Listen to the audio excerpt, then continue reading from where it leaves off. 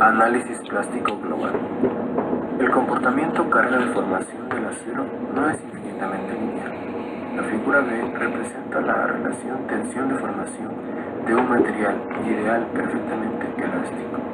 Se sigue que la ley de Hooke se limita al campo de tensiones esfuerzo menor o igual Fy. Fy, que es la tensión de fluencia del material. Más allá, el material cede plásticamente a una tensión constante de esfuerzo igual a Fy. Si la tensión se reduce en algún punto del campo plástico, el camino de vuelta es una línea recta paralela a la ley de Hooke, cuya inclinación es el modo de elasticidad. Tanto E como Fy y toda la relación tensión-deformación se suponen los iguales en tracción y en compresión. Veamos una sección con área A que tenga eje de simetría y experimente una flexión en el plano de simetría.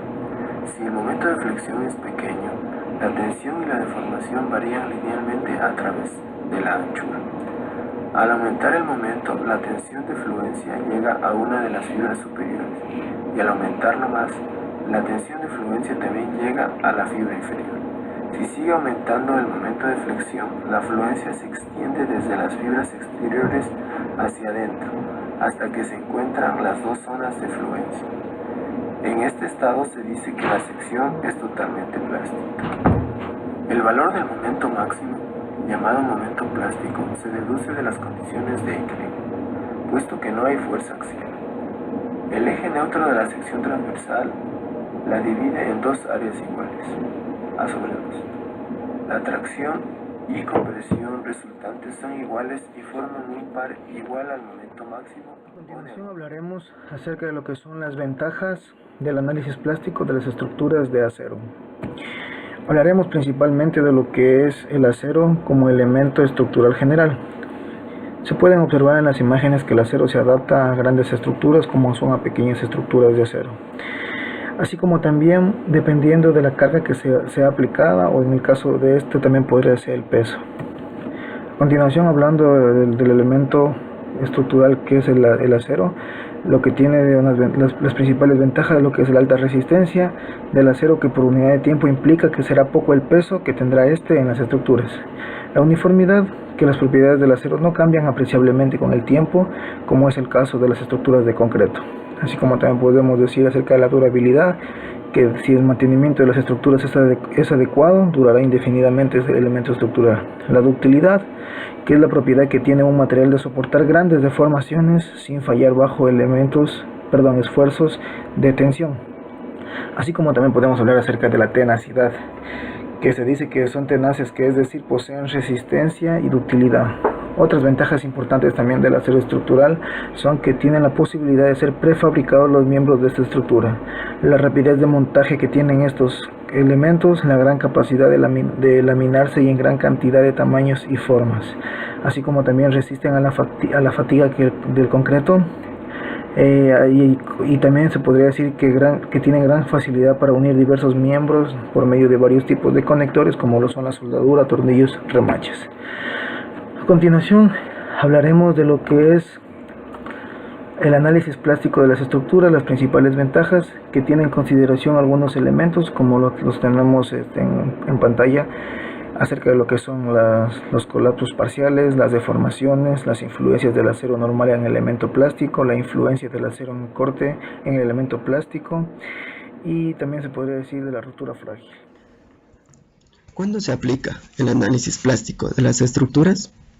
La teoría plástica puede ser utilizada con el objeto de obtener, de modo simple, la carga de colapso, cuando sus elementos, es decir, sus barras, están sometidas principalmente a esfuerzos de flexión.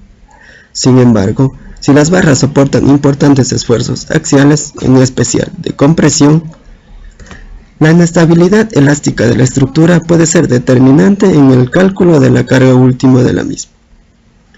Así también, este análisis se lo puede aplicar cuando se quiere conocer los verdaderos coeficientes de seguridad de una estructura. Es entonces muy importante conocer la carga límite o carga de ruptura que produce el colapso de las estructuras que se van a analizar. La aplicación del análisis límite genera un mejor aprovechamiento del material, dando como resultado menores secciones que las diseñadas por métodos elásticos. Esto puede ser muy importante cuando se va a diseñar estructuras donde se utilizan grandes cantidades de acero y así con suerte puede dar buenos resultados en sus costos. Sin embargo, deben ser tenidas en cuenta en forma especial la deformabilidad de las estructuras al disminuir su rigidez. ¿Cuáles son los aspectos más importantes a considerar? El análisis y el diseño plásticos de estructuras de acero se han desarrollado intensamente durante las últimas décadas y su progresiva aceptación se refleja en el hecho que el uso del método plástico está regulado ya en las principales normativas. Por ello, la importancia del estudio plástico de las estructuras es con el objeto de conocer el verdadero coeficiente de seguridad de la estructura.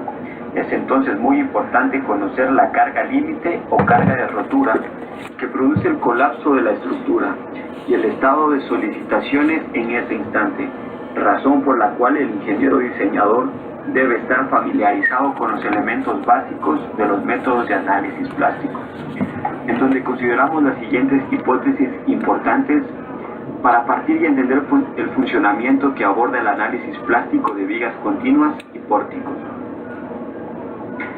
La estructura se conserva estable hasta que se alcanza la carga última, o sea, no se presentan fenómenos de pandeo durante el proceso de carga. Puede despreciarse los efectos de las fuerzas axiales cortantes sobre el momento plástico MP. El proceso de carga es proporcional de tal modo que en cada instante la relación entre las cargas se mantiene constante. Y a estas tres hipótesis hay que añadir una cuarta relativa a las uniones, y es que estas son perfectamente capaces de transmitir íntegramente el momento plástico, es decir, las uniones proporcionan una continuidad completa. Una hipótesis básica muy importante que adoptamos es que aún dentro del fenómeno plástico en un elemento sometido a flexión, las secciones planas permanecen planas luego de la deformación, por lo que en ninguna sección de la estructura puede el momento flector ser mayor al momento plástico MP correspondiente a esa sección.